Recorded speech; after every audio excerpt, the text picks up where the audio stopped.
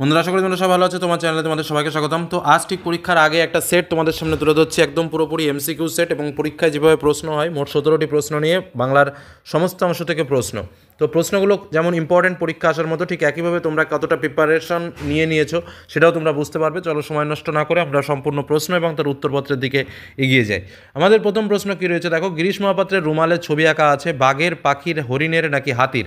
তো প্রশ্নটার উত্তর তো তোমরা অনেকেই জানো, যারা জানো না তারা জেনে নেবে, আর যারা জানো তারা কনফার্ম হয়ে নেবে এবং আমার সঙ্গে মিলিয়ে নেবে। তো স্বাভাবিকভাবে এটার উত্তর কী হবে? উত্তরটা হচ্ছে বাঘের ছবি গিরিশ মহাপাত্রের রুমালে কিন্তু আঁকা আছে। দ্বিতীয় প্রশ্নে চলে আসি। একবার অনাবৃষ্টির বছর যা হয়েছিল, কী হয়েছিল অনাবৃষ্টির বছরে?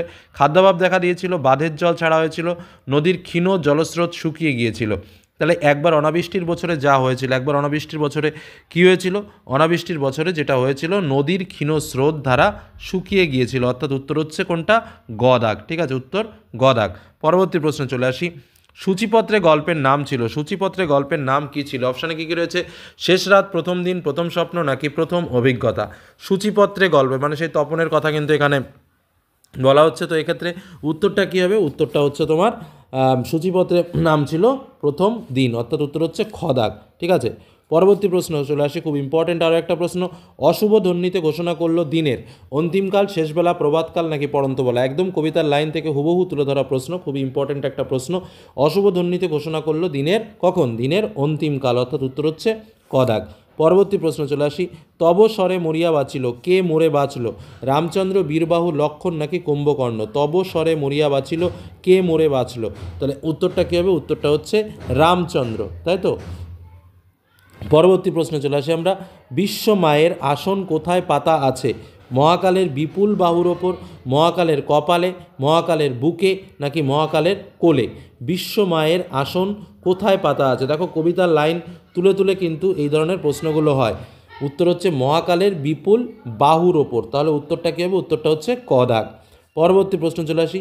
হিমালয় যেন পৃথিবীর মানদণ্ড, কালিদাসের এই উক্তি উপযুক্ত হলো কিসের? ভূগোলের, অলঙ্কার শাস্ত্রের, কাব্যের নাকি বিজ্ঞানের? তো এই প্রশ্নটার উত্তর হচ্ছে হিমালয় যেন পৃথিবীর মানদণ্ড, কালিদাসের এই উক্তি উপযুক্ত হলো কাব্যের, অর্থাৎ উত্তর হচ্ছে গ দাগ। পরবর্তী প্রশ্নে চলে আসি। কি বলছে দেখো, প্রাবন্ধিক প্রথম ফাউন্টেন পেন কিনেছিল দ্বিতীয় বিশ্বযুদ্ধের বেশ কয়েক বছর পর, দ্বিতীয় মহাযুদ্ধের পর, দ্বিতীয় মহাযুদ্ধের আগে নাকি প্রথম মহাযুদ্ধের শেষে? একদম প্রবন্ধ থেকে ওপেন কোশ্চেন। প্রাবন্ধিক প্রথম ফাউন্টেন পেন কিনেছিল কখন? দ্বিতীয় মহাযুদ্ধের বেশ কয়েক বছর পর, অর্থাৎ উত্তর হচ্ছে ক দাগ। পরবর্তী প্রশ্নতে চলে আসি। ইতিমধ্যেই ড্যাশ মানে শূন্যস্থান রয়েছে, এর কাছে আত্মসমর্পণ করে বসে আছি, শূন্যস্থানে যে পদটি বসবে, ইতিমধ্যের পরে কোন পদটি বসবে? অপশানে কী কী রয়েছে? কম্পিউটারের কাছে, বল পেনের কাছে, ফাউন্টেন পেনের কাছে নাকি টাইপরাইটারের কাছে? তাহলে ইতিমধ্যেই ড্যাশ কাছে আত্মসমর্পণ করে বসে আছি, উত্তর হচ্ছে কি? বল পেনের কাছে আত্মসমর্পণ করে বসে আছি। তাহলে উত্তরটা কী হবে? উত্তরটা হচ্ছে খ দাগ। ঠিক আছে, পরবর্তী প্রশ্ন চলে আসি। ব্যাস বাক্যে, ব্যাস বাক্যে ব্যাস শব্দের অর্থ হলো বিস্তার, সংহত, সংক্ষেপ নাকি বিশ্লেষণ? দেখো ব্যাস বাক্যে ব্যাস শব্দের অর্থ কী? এটা কিন্তু একটু অন্যরকম প্রশ্ন, কিন্তু প্রশ্নটা কিন্তু খুবই ইম্পর্টেন্ট। তাহলে ব্যাস বাক্যে ব্যাস শব্দের অর্থ যারা জানো ঠিক আছে, যারা জানো না তারা জেনে রাখো, উত্তরটা হচ্ছে বিস্তার। ব্যাস বাক্যে ব্যাস শব্দের অর্থ হলো বিস্তার। ঠিক আছে, পরবর্তী প্রশ্নে চলে আসি। শূন্য বিভক্তির আসল, শূন্য বিভক্তি হলো আসলে, শূন্য বিভক্তি আসলে কি? অবিভক্তির নামান্তর, তির্যক বিভক্তির নামান্তর, র বা এর বিভক্তির নামান্তর নাকি উপরের কোনোটিই নয়? শূন্য বিভক্তি হলো আসলে কি? শূন্য বিভক্তি হলো আসলে অবিভক্তির নামান্তর, অর্থাৎ উত্তর হচ্ছে ক দাগ। শূন্য বিভক্তি হলো অবিভক্তির নামান্তর, মানে যে কোনো শব্দের উচ্চারণে যখন বিভক্তি থাকবে না তখন দেখবে লাস্টে একটা অ উচ্চারিত হয়। ঠিক আছে, এই জন্য বলা হয় অবিভক্তির নামান্তর। পরবর্তী প্রশ্ন। যে বাচ্যের রূপান্তর সম্ভব নয়, কোন বাচ্যের রূপান্তর সম্ভব নয়?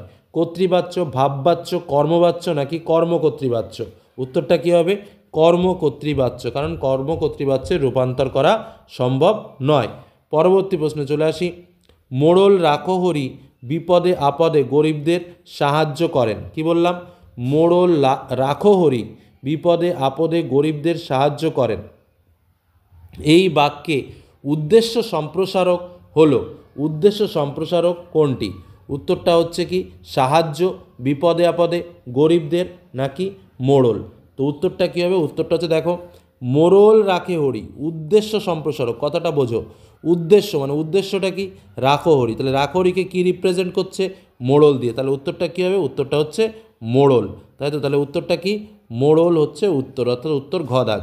পরবর্তী প্রশ্ন, মধ্যপল্লবী কর্মধারায় সমাসের দৃষ্টান্ত হলো। এটা তো একদম দেখেই বোঝা যাচ্ছে উত্তরটা কী হবে। দেবর্ষি, বিদ্যোৎসভা, সিংহাসন নাকি মেঘাচ্ছন্ন। তো উত্তরটা কী হবে? সিংহাসন, অর্থাৎ সিংহ চিহ্নিত আসন, সেটাই হচ্ছে সিংহাসন। তাহলে উত্তর সিংহাসন। পরবর্তী কোশ্চেন, সরল বাক্যে থাকে একটি সমাপিকা ক্রিয়া, একাধিক সমাপিকা ক্রিয়া, সংযোগমূলক ক্রিয়া নাকি যৌগিক ক্রিয়া। সরল বাক্যে কি থাকে? সরল বাক্যে থাকে সবসময় একটি সমাপিকা ক্রিয়া, অর্থাৎ উত্তর হচ্ছে ক দাগ। পরবর্তী প্রশ্নে চলে আসি, জটিল বাক্যে অপ্রধান খণ্ডবাক্যগুলি প্রধান খণ্ডবাক্যের সঙ্গে যুক্ত হয় কটি প্রকারে? 2 প্রকারে, 3 প্রকারে, 4 প্রকারে, 1 প্রকারে। তো উত্তরটা কী হবে? উত্তরটা হচ্ছে 3 প্রকারে, ঠিক আছে? জটিল বাক্যে অপ্রধান খণ্ডবাক্যগুলি প্রধান খণ্ডবাক্যের সঙ্গে যুক্ত হয় ক প্রকার? 3 প্রকারে। পরবর্তী প্রশ্নে চলে যায়, হানো যদি কঠিন কুঠারে রেখাঙ্কিত পদটি হলো, এখানে ধরো কুঠারের নিচে দাগ, আমি বলে দিই এটা কুঠারের নিচে দাগ আছে, ঠিক আছে? তো কুঠারের নিচে দাগ থাকলে সেটি কি হবে? যন্ত্রণাত্মককরণ, উপায়াত্মককরণ, সমধাতুজকরণ নাকি করণে বিঞ্ছা। তো কুঠার কি? কুঠার একটা মেশিনের মতো জিনিস, তার মানে একটা যন্ত্র, তাই তো? তাহলে উত্তরটা কী হবে? উত্তরটা হচ্ছে যন্ত্রাত্মককরণ, অর্থাৎ উত্তর ক দাগ।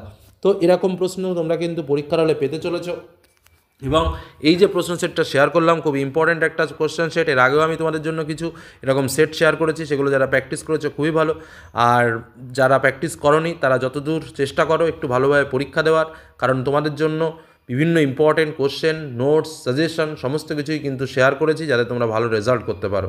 এটুকুই বলতে পারি। আজকের মতো এখানেই শেষ করলাম। ভালো থেকো, সুস্থ থেকো, সাবধানে থেকো, ভালোভাবে পরীক্ষা দিও। ধন্যবাদ।